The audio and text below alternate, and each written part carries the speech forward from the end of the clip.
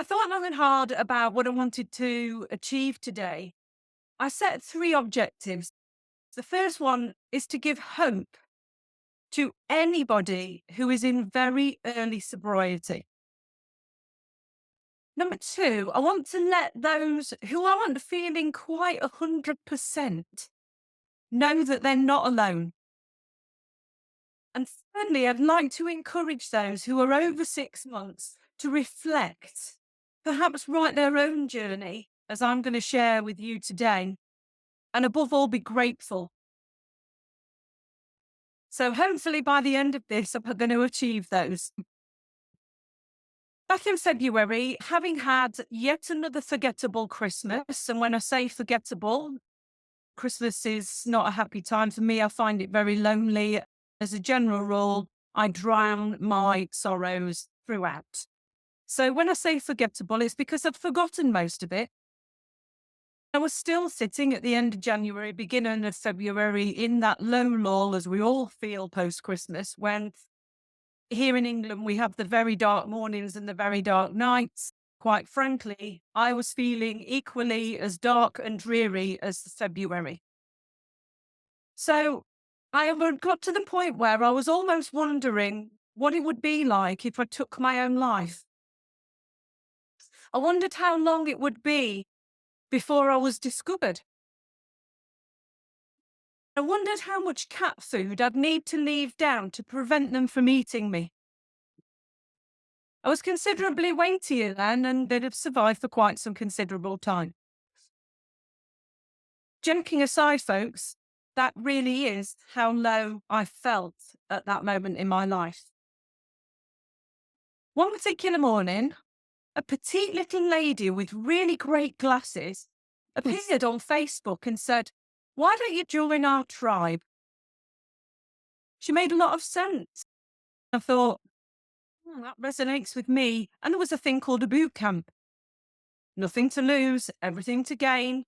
I joined. Now, I have to say, boot camp was a rocky road for me. I had a completely accidental slip up. A friend of mine tried to take her own life, equally as in the doldrums as I was. The minute the ambulance took her, the other friend said, "God, I could do with a drink." I said, "Yes, so could I." I made it 3/4 of the way through that drink before I went, "Oh shit, I'm not meant to be doing this." That was the start. I realized that I needed to take this seriously. So in that first 24 hours of breaking free, not only did I feel apprehensive, can I do this? I'm not sure I can. I have no belief in myself. I felt a little euphoric. I thought, I found my tribe. Who are these people? These are amazing people. Listen to them. They sound like me. I felt absolutely shattered and completely overwhelmed. My mind was buzzing more about giving up than it was about moderating and trying to reduce my drinking. The poor buggers of Breaking Free 3 took the brunt of that. And do you know, within the first 24 hours, I found myself putting my complete faith in Tribe Sober. I'd never done that with anyone before, and the people in the Breaking Free 3 program all resonated with me completely. And the poor souls were just bombarded by messages, which they wholeheartedly and with great enthusiasm responded to. Over that first 24 hours, I poured away my beloved rum. I bought a giant water bottle. And I bought something called American cream soda, which apparently is not to be mistaken with the South African version. The English version is a super sweet, sickly soda, but it filled me with not only a replacement for the rum, but with happy childhood memories. So this was my little lifeline, and it took me back to happy childhood memories. I planned every single hour of my day, and without a doubt, my brain was so busy, I had very early nights. The BF3 group gave me an opportunity a freedom to be vulnerable. I would implore you to be vulnerable within your groups, because if not, you are shielding yourself from the north and the support that those people will give you. In that first 7 days, I told everybody about Tribe Sober. I literally waxed lyrical. I planned all of my meals and my meal times. I got my tracker printed. I got the whys out, and literally I did them over and over again until such time that the priority, don't lose your job, don't lose your home, don't you lose your life. They all came at number one. I avoided going out. In fairness, I slept quite a lot. I was exhausted. And for the first 2 weeks, I avoided going out, and I invited people to my house for a coffee or something to eat. I even more leaned on the BS3 group, and I joined virtually every single Zoom meeting that I possibly could. I bought myself some alcohol-free Morgan Spice rum. And with all of the other poisons and where I used to keep the genuine article, I put it under the sink in the kitchen.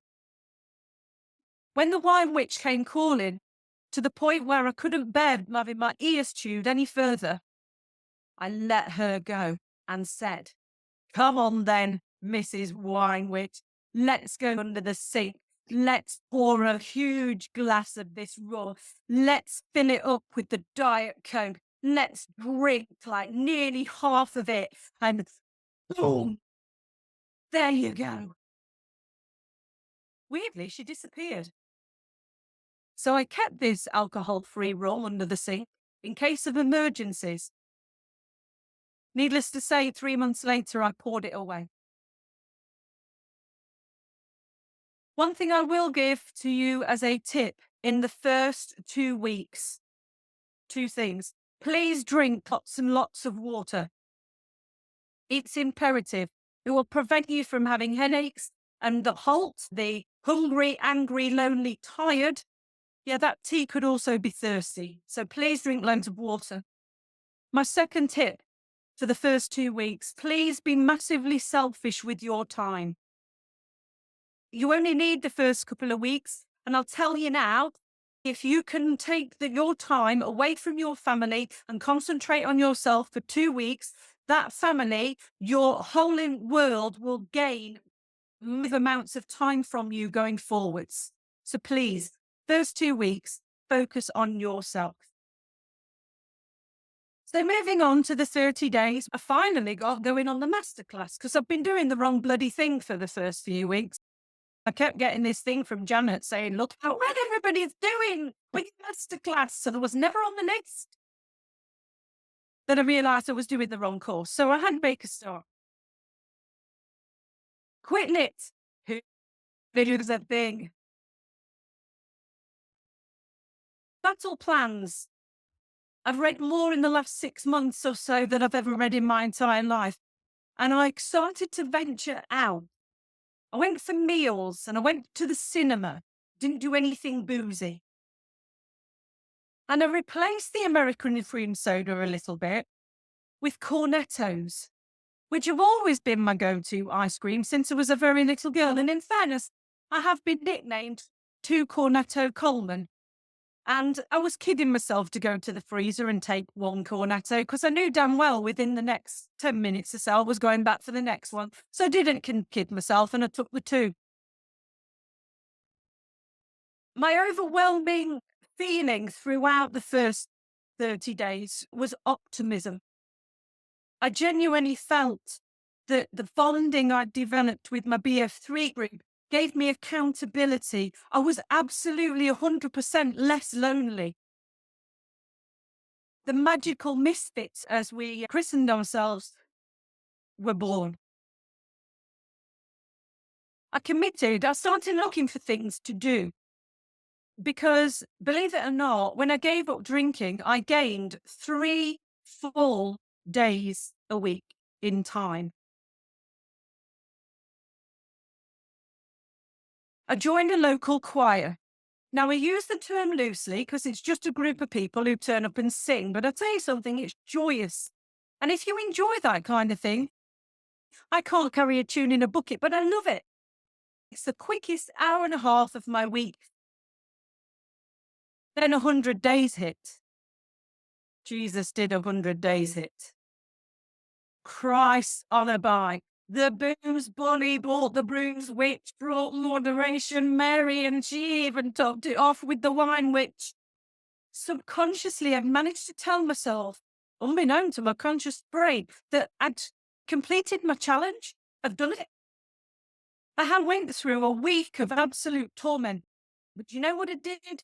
You guessed it. I leaned into my BF3 group.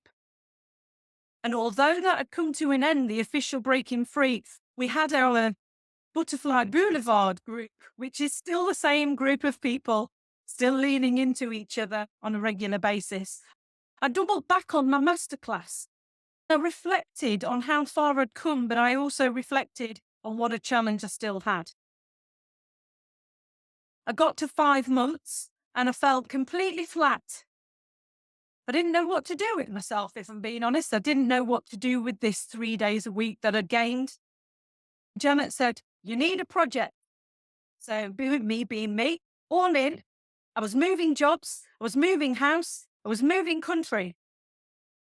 Then Grania said something that stuck with me, and I hope it resonates with you. Helen, please try to be a human being and not a human doing. So I took a step back. And you know, the biggest gift I gave to myself was I did create a project. That project was me. It was my happiness. It was how to regain my life, start living again. I'd existed for so long. And improve my health. My sober twin Eric came up with this microbiome boosting shakes, and we've been on them ever since. And I have to say, I recently had some bloods done, and I have nothing with me whatsoever. I have a full blood count. I have all of my vitamins. I have all of my minerals. I have, believe it or not, above average liver function, above average kidney function. So thank you, Eric, for those biome shakes. My gut health feeds my brain health. So something you might want to consider. Around that first 6 months, I gained a lot of time and I was hitting 50. So I decided that I'm going to have to sober socialize at some point. I'm also going to have a couple of holidays because I love my holidays. The tip I send to you here is baby steps. Sober socializing needs to be non-boozy to start with. Don't go down the pub with your mates like you once did, because you may be triggered. But above all, and I'm sorry, this is a broken record moment because I've said this time and time again, please remember why you are going somewhere. Chances are, if you write a list of why you are going somewhere, getting shit-faced is not on the list. You'll be going to chat, to eat, to dance, to sing, to laugh, to feel connected. That's the same with your socializing as it is with your holidays. Plan nice things for you and your family with all of this time and perhaps the spare money you have. I'm still addicted to Zooms, but in fairness, the cornetto thing's eased off a little bit, but I might have traded it for dark chocolate. I went to Mallorca. I went raving, for my 50th birthday. I adored it. I tootled off and Pia kindly hosted me in Copenhagen for a weekend. And subsequently, I've been to the Sober Summit where I met Janet. I said to her, God, it's like meeting Elvis. I was like in awe of the woman. It was, amazing. Trying to reach out. Go to cafes if they're there for you. Try and reach out and try to meet people if you possibly can. My biggest tip of all is please plan anything that you think might be a little bit of a trigger. Lean into the toolkit and drag out a battle plan. I've now got to the point and where we've done the 6 months, and I can promise you these things if you put in the work. You will get time. You will get great sleep. You may well get money. I'm over £3,000 now, although in fairness, I've blown it on holidays. You'll get weight loss. It might not come straight away, but eventually it might, and you'll feel most certainly better. I've gained confidence in myself. I've gained self-worth, and that's an ongoing project. I feel stable, and I have clarity of thought. That can bring its own troubles, by the way, in relationships, etc. But you'll learn to work through them, and you'll have clarity to be able to have your own thoughts, not influenced by others. Above all, you'll have hope. You'll have hope for your future. From the bottom of my heart, I sit here today and say, thank you, Janet. Thank you, Lucy. Thank you, Sue. Thank you, Mom. Thank you, Pia. Thank you, Grania. Thank you, Lorinda. Thank you, Eric. Thank you, Laura. Thank you, Suzanne. And thank you, Hez. You have all kept me afloat when all I wanted to do was sing. Having had such a horrible, forgettable Christmas, I'm now 8 months on Monday, and I'm planning a very memorable Christmas. Good luck to you all.